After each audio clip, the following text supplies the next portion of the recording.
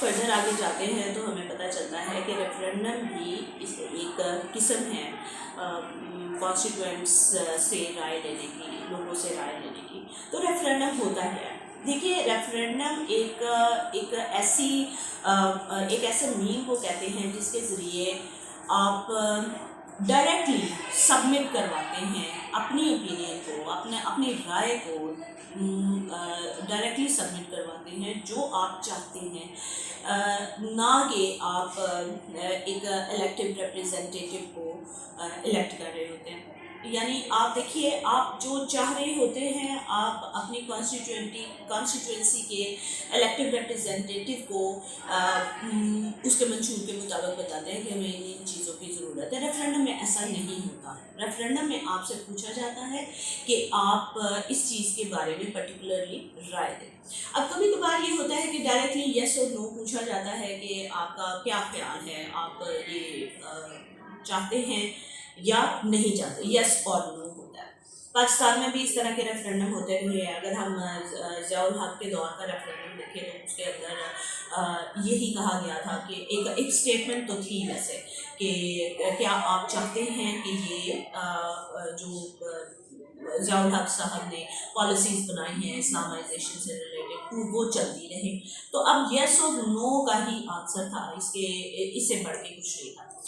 یا آپ یہ دیکھ لیں، لوکل بھی ہو سکتا ہے کہ آپ کا کیا خیال ہے، آپ کا کانسٹیٹوئنسی کے اندر ہمیں پارک بنانا چاہیے، ہاسپٹل بنانا چاہیے، اسکول بنانا چاہیے، یا ہمیں یہ بلڈنگ گرا کے کچھ نیا بنانا چاہیے، کمیونٹی ہال وغیرہ وغیرہ۔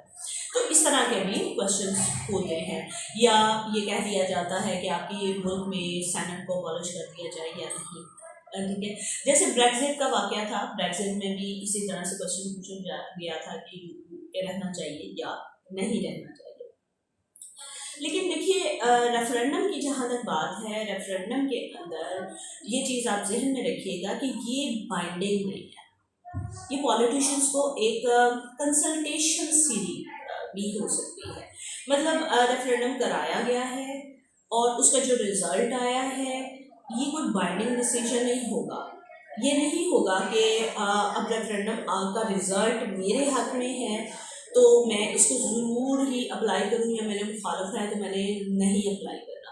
کبھی کبھار یہ صرف کنسلٹیشن کے لیے بھی ہوتا ہے، اوپینین لی جاتی ہے تاکہ بہتر فیصلے کیے جا سکیں، تاکہ یہ دیکھا جا سکے کہ عوام کیا سوچ رہی ہے، اور عوام کی سوچ کے مطابق بھی فیصلے کیے جاتے ہیں۔ اور ایسے ریفرینڈمز جو ہیں کبھی کبھار رائے شماری یا پلیبسائٹ جسے کہتے ہیں وہ بھی ہوتے ہیں۔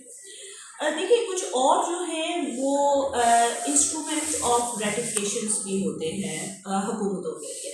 اب جب ہم انسٹرومنٹس آف ریفرینڈم کی بات کرتے ہیں، اس کو فردر میں ایلیبریٹ کرتی ہے، لیکن سب سے پہلے آپ دیکھیے کہ کنسلٹیٹیو جو ریفرینڈم ہے اس کے اندر میجورٹی ٹائمز عوام کی رائے کا حکومت کو آلریڈی پتہ ہوتا ہے۔ انہیں پتہ ہوتا ہے کہ یہ اسٹیٹمنٹ ہم لکھ کے عوام کو دیں گے تو اس اسٹیٹمنٹ کا جواب ہمیں یس آئے گا، اور وہ آلریڈی سارا انہوں نے فریم ورک تیار کیا ہوتا ہے۔ انہیں پتہ ہوتا ہے کہ عوام کو بس یہ ہم نے بتانا ہے کہ ہم آپ سے بھی رائے لے رہے ہیں، جبکہ انہوں نے فریم ورک اور ہوم ورک اور ساری چیزیں خود تیار کی ہوتی ہیں۔ اب اس قسم کی جو چیز ہوتی ہے، جیسے مثال کے طور پہ اگر آپ ایجپٹ کی مثال لیں تو 1956 سے لے کر 1976 تک 9 ریفرینڈم ہوئے، 9 ریفرینڈمس تھے، جس کے اندر 99 یا 98% آپ کہہ سکتے ہیں کہ ریزلٹس جو تھے وہ یس میں تھے، یعنی حکومت کو آلریڈی پتا تھا کہ اس کا رزلٹ کیا نکلنے والا۔ دوسرا آپ دیکھیں تو بائنڈنگ جو ریفرینڈمس ہوتے ہیں، جس کے ہم نے کہا کہ انسٹرومنٹ آف ریٹیفیکیشن کی ہم بات کریں، وہ اس کا رزلٹ ہر حال میں حکومت نے اپلائی کرنا ہی ہوتا ہے۔ ہر حال میں حکومت نے اپلائی کرنا ہوتا ہے۔ وہ کس طرح سے کہ حکومت کا مطلب جیسے آپ اس کی مثال بریگزٹ میں لے سکتے ہیں، یہ عوام کو پتا تھا کہ اگر ہم نے بریگزٹ کی طرف جانا ہے تو حکومت جائے گی، اگر ہم بریگزٹ کو یس کر رہی ہیں تو حکومت بریگزٹ کرے گی، اگر ہم نو کر رہے ہیں تو وہ نو کرے گی. تو یہ جو بائنڈنگ ہے، اور اس میں عوام کو بھی پتہ ہوتا ہے، حکومت کو بھی پتہ ہوتا ہے whatever the results are, ہم نے جو ریزلٹ آئے گا ہم نے اس کے اکارڈنگ دیکھنا ہے، ہم نے اس کے اکارڈنگلی کرنا ہے.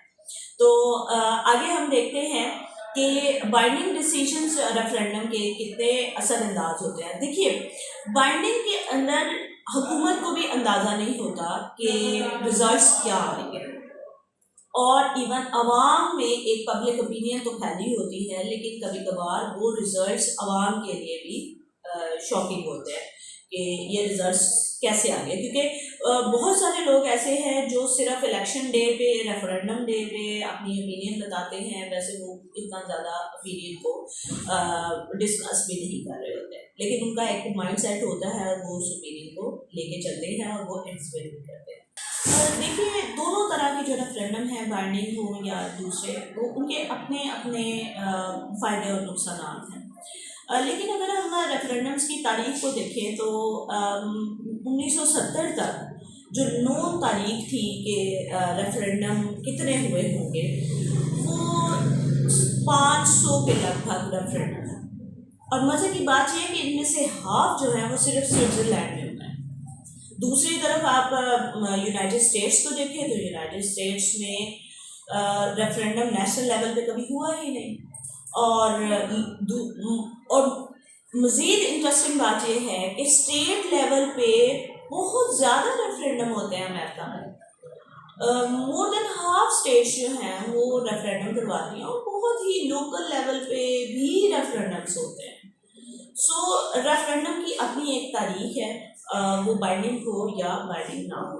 ریفرینڈم کے بارے میں کرٹکس جو ہے وہ کہتے ہیں کہ نیشنل لیول کا جو ریفرینڈم ہے وہ پارلیمنٹ کی سوورینٹی کو ڈی ٹریک کرتے ہیں، یعنی جو فیصلے پارلیمنٹ نے کرنا ہوتے ہیں وہ عام عوام کو یس اور نو کی شکل میں دیے جاتے ہیں کہ آپ بتائیے کہ یہ کرنا چاہیے یا نہیں کرنا چاہیے. تو پارلیمنٹ کی سوورینٹی اس سے ڈی ٹریک ہوتی ہے. دوسری بات یہ ہے کہ انفارچونیٹلی جو نیشنل لیول کے ریفرینڈمس ہیں وہ آپ کے لیے ایک گروپنگ سی تیار کر دیتا ہے. یعنی آپ کو ایک گروپ تو چاہتا ہے کہ اس کا رزلٹ یس میں آئے اور دوسرا گروپ نو میں چاہتا ہے، تو وہ اس کے مطابق فریم ورک تیار کرنا شروع کر دیتے ہیں. تیسری ایک اور چیز ہے کہ یہ بھی ہو سکتا ہے کہ ایک برا پالیٹیشین یا ایک ڈکٹیٹر، ایک اتھارٹیرین رجیم کا بندہ یا ایک ٹوٹیلیٹیرین بھی ریفرینڈم کرائے، اور وہ ریفرینڈم ظاہر ہے اس کے حق میں ہوگا، ظاہر ہے اس کے اپنے جو ریزلٹس ہیں وہ اس کے اپنی خواہش کے مطابق ہوگا. اگر ہم اس چیز کو دیکھیں تو ہمیں پتہ چلتا ہے کہ ہٹلر نے 1930s میں یہ ریفرینڈم کروایا تھا، جسٹ وہ ایک اپنی اوپینین کو ویلیڈیٹ کرنے کے لیے. سو یہ ریفرینڈم کے ایشوز بھی ہیں اگر ہم دیکھیں، اور چونکہ حکومت کو، جیسے میں نے پہلے بھی کہا کہ حکومت کو اندازہ ہوتا ہے کہ رزلٹ کیا آئے گا، تو اس صورت حال میں بھی آپ ریفرینڈم کے اوپر اتنا ریلائی نہیں کر سکتے. اسی چیز کو کم کرنے کے لیے، کیونکہ ختم تو نہیں کیا جا سکتا، اسی چیز کو کم کرنے کے لیے بہت سارے ممالک میں نیشنل لیول پہ تو نہیں ہوتے ریفرینڈم، لیکن لوکل لیول پہ یا اسٹیٹ لیول کے اوپر ریفرینڈم کروائے جاتے ہیں. اب لوکل لیول کے یا اسٹیٹ لیول کے جو ریفرینڈمس ہیں، اگر آپ ان میں اٹھائے گئے سوالوں کو دیکھیں تو آپ کو پتہ چلے گا کہ جیسے میں نے تھوڑی دیر پہلے بھی کہا تھا کہ پارک بنا لینا چاہیے یا ہاسپٹل بنا لینا چاہیے یا اس طرح کے سوالات کیے جاتے ہیں. جیسے ابھی میں نے آپ کو بتایا بھی کہ یونائٹڈ اسٹیٹس میں نیشنل لیول کے ریفرینڈم کی بجائے لوکل لیول کے ریفرینڈم کیے جاتے ہیں. تو پھر یونائٹڈ اسٹیٹس میں نیشنل لیول کے اگر کسی قسم کی کوئی تبدیلی لانی ہو تو کیا کیا جاتا ہے؟ تو یونائٹڈ اسٹیٹس میں نیشنل لیول پہ تبدیلی لانے کے لیے امینڈمنٹ، کانسٹیٹیوشنل امینڈمنٹ کا زیادہ اس کی طرف جایا جاتا ہے، اس کی طرف بھروسہ زیادہ کیا جاتا ہے بنسبت ریفرینڈم. تو ریفرینڈم کے علاوہ دو اور بھی پروسیجرس ہیں جن کے ذریعے پبلک اوپینین کریٹ کی جا سکتی ہے. ان میں سے ایک ہے انیشیٹو.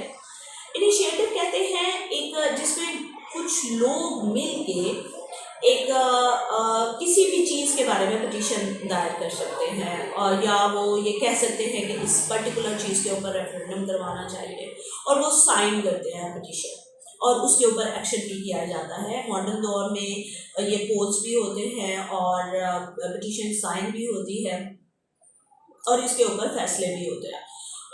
کچھ عرصہ پہلے الطاف حسین کے بارے میں بھی ایک پاکستانیوں نے جو یہاں اور یو کے دونوں جگہوں پہ رہتے تھے، انہوں نے ایک پٹیشن سائن کی تھی۔